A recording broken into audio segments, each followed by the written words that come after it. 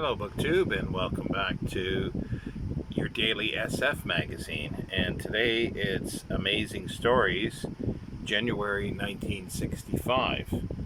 A busy cover, but quite interesting. Now, this is probably the longest running science fiction magazine. It started in 1926 by Hugo Gernsback, April 1926, and he got pushed out basically in 1929. T. O'Connor Sloan took over for the 1930s, and the magazine really sort of it dipped. It didn't do too well, and they had its fans, but it was like it was very super science stuff and like Superman and just huge space opera, but not even good space opera. A lot of times it was pretty shoddy writing. And then who took over was Raymond Palmer. He took over in the late 30s to almost 1950.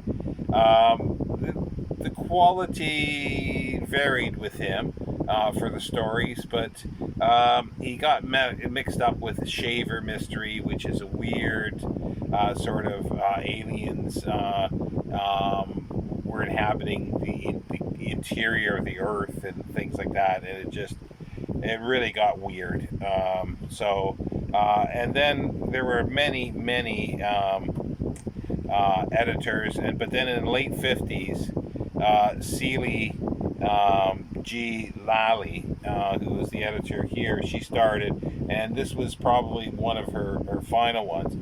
Later editors were Harry Harrison, Barry N. Malzberg, and it's still going today. It's had its hiatuses, but it's being done, I think, as an publication now. But in this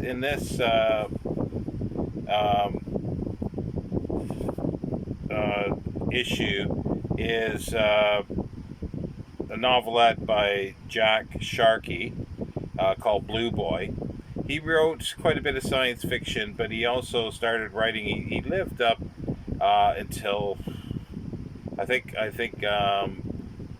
rather recently, but he started writing westerns. So that sort of fits in with June on the Range that's happening now in the 1980s. And the short stories in here are A Child of Mine, Norman Spinrad, who was quite a prolific writer for a number of years, popular, and the Hard Way, Robert Roher. Don't know his stuff much about him. And then there's the handyman Leo P. Kelly, who wrote for a while. Also, these are authors that I'm not that familiar with. There's a serial by Roger Zelazny, who is best known for his Chronicles of Amber. There's a fact by essay about Men in the Moon, Robert Silverberg. And Robert Silverberg does double duty here, and he's the book reviewer. And there's a number of interesting books and reprints in this that he goes through. There's a Fritz Leiber novel, Day of the Triffids.